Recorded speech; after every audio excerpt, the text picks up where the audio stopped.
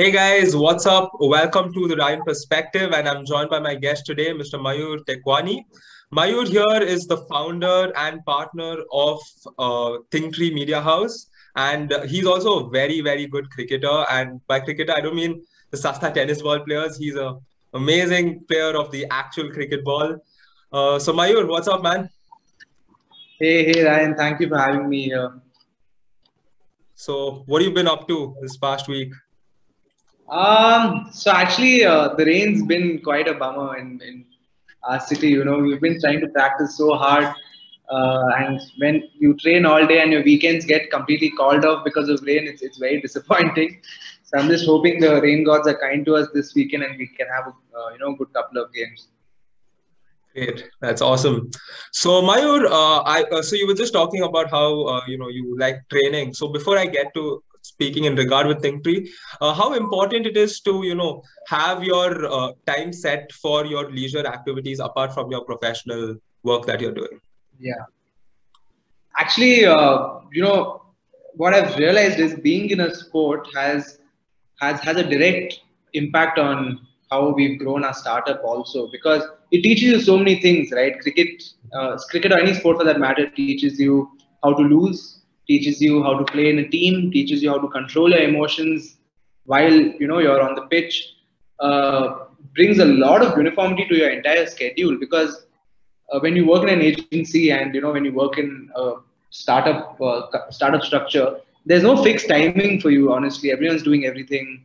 When people ask me what my time is, work timings are, I say from the moment I open my eyes and to the from the time I till the time I close my eyes. So there's no fixed timing. There's no 9 to 5 for entrepreneurs. So that was always challenging. Uh, but having said that, training has helped in a way because now I have a certain sense of discipline. I'm up by 6:30 to train. We practice for about 2 hours. Then I try to bring in some form of strength training also, uh, and then I head to office. So I've had this entire 6 a.m. to 9:30 a.m. For me, it's very sacred. I'm not looking at my phones, not answering emails, WhatsApps. It's just me on the field and probably in the gym twice or thrice a week. And yeah, so that's how training has really helped, man. That's really good, man. Great to know that you're still following a structure because a lot of people when they get into things they just wander off. And it's great. So Mayur, could you like give us an insight as to what your organization does? Yeah.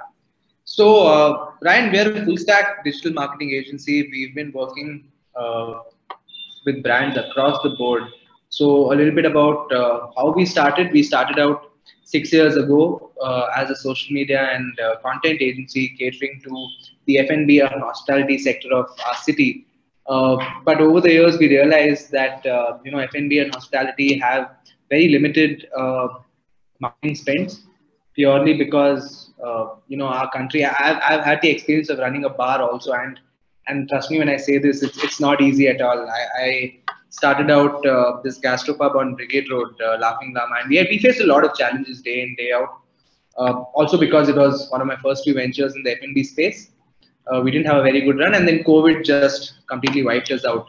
Right. But yeah, so we started out as a content agency for F&B, but over the years we're working with global MNCs right from Puma. Uh, we do most of the jersey launches. We work with DKM as BMST. We're doing some work with Amazon Prime now recently signed up with us for one of their titles. We're doing some work with Cult Fit, some app content. So we've got a very talented team of content writers, graphic designers, videographers, digital marketing executives who amplify all the content they create. There's a web and technology team, and of course, our account managers who tie all of these services and offer it to our clients. So that's how we generally work. We take up clients on our retainer models in order to bring them performance and in the performance marketing space, and of course we take up campaigns as well. A lot of launches and yeah, one-off campaigns. Uh, that's really interesting. So actually, what gave you the motivation or what gave you the courage to go ahead and start a company? Because you're pretty young to be an entrepreneur. Like, I don't mean that altogether a negative thing, but honestly, it takes a lot of courage to go ahead and start, right? Because there's obviously a lot of obstacles. So what actually was that one thing that motivated you? Honestly, I think we started out because we were quite bored of our regular jobs. I didn't have, I don't have the experience of working in a full time company ever. So when I passed out of college, I come from a family business background, and I got into the family business space. I was doing a lot of wholesale selling. One sec. Yeah, wholesale marketing, wholesale sales of saris and textiles and curtains and stuff. I did that for a year, and my partner Lanvin Pais was working with Amazon. He was actually working with Amazon as and he realized it's a desk job, and he wanted to get out of there. And a third partner who handles creative and visuals was also doing a lot of freelance gigs, and he was consulting with a lot of spaces. So that's when we realized that one of the bars my friend owned, he invited us over just to get some insights on how, because I was in the event space right from college. We were doing a lot of these ladies nights and these brunches and pub crawls and just playing the fool basically in college.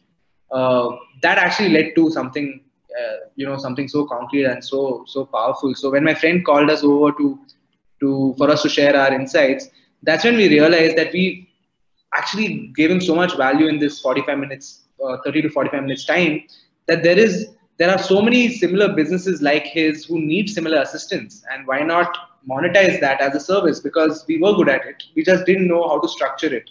So that's when a lot of cold calling started. We reached out to a lot of F&B guys because we had our foot into that door. And the one thing about all three of us is we bring our own strengths into this understanding. I have two partners, like I had mentioned. Landon looks at the business and the growth side of things. Hugh Loren, my second partner, looks at visuals and artworks, and I'm visually handicapped. I mean, I can't see. I can't. I mean, creatively handicapped for that matter. I don't know when a design looks good or how it can be better, or a video for that matter. So that skill set my third partner brings, and I look at content and media buying, media planning, and the digital side of things. So three of us put together thought that it's always expensive to hire each other's skill set, so why not partner together and get started. That's awesome. So, like, if a student, like, let's say there's a college student and they want to slowly venture into this particular field, what should they particularly do? I'd say begin with interning at a few organizations, because my form of internships came in the event planning and the party promotions, and I was already using Facebook and Instagram for bringing the crowd. I just didn't have a structure to it. I was doing it from my personal accounts. I was already running ads, so that was kind of like my internship. But I'd suggest somebody to just work in an organization, see where they add value. The best part about internships is, and of course, I mean, the agency culture now is you get exposed to so many different skill sets. And if you spend 2 months in a creative agency, you can expose yourself to content writing, to graphic designing, to video production, to account managing, to media buying, to web development, or influencer marketing, PR outreach. So if you just spend 60 days in an organization which is doing fairly well, you'll understand what your interest lies and where your interest lies and where your strengths lie. So somebody who's looking to kickstart in this career, I'd say firstly find a good company to intern with. Make it a paid one. Don't work for free ever. Ask, negotiate your salaries. Never work for free.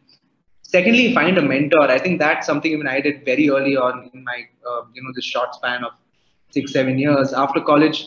I happened to join this course called I happened to join this institution called Web Marketing Academy.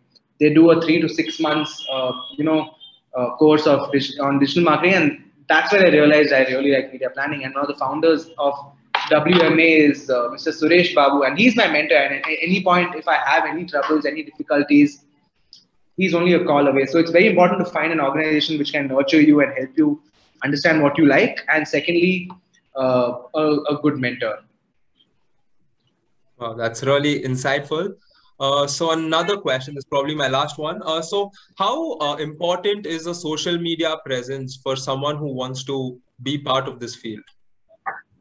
I think things have changed a lot from the time we were used to hiring. We were Earlier, organizations would hire on the basis of their resumes, on the basis of that one pager document and your college degrees and stuff. But things have changed so much. I mean, I think in today's era, me also as as a founder who's always on this lookout for talent, we barely even read resumes, or I mean we read resumes, but the reality lies on their LinkedIn profile or their Instagram page. If it's a creative content writer or a videographer, or for say a podcaster like you, I would probably go to your Spotify first or YouTube first and see how active you've been. Because if you believe in your own skills and your channel, only then will you be able to provide this in exchange for money to an agency or to an organization.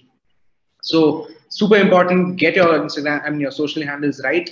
Keep a resume, keep those marks cards, but honestly, the true value lies in your social handles. The same way that brought a smile to my face, I'm sure it brought a smile to a lot of other people, like keeping the marks card away. So, Mayur, thank you so much for taking time End of the and day, it's a providing. piece of paper. End of the day, Sorry? it's a piece of paper. End of the day, it's a piece of paper. You just got to know how to sell yourself when you go get out in the space. That's very true, man. That's very true.